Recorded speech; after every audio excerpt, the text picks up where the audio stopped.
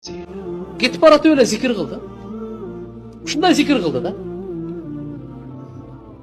Аллаху акбару кабира.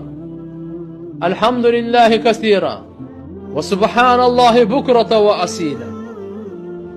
Пайгамбар сразу эле уккандан кийин айтты. Ким айтты ушу сөздү? Бу сөздү айтуучу ким деди? Бир сахаба мен айттым деди эле.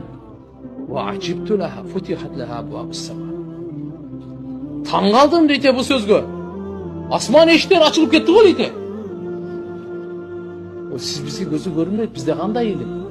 Биздин илимибиз накыс, көзүбүз накыс, угуубуз накыс. Пайгамбар саллаллаху алейхи ва саллям Аллаху акбар.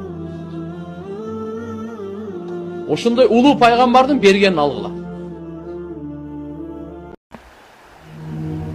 Allahu akbar. Allah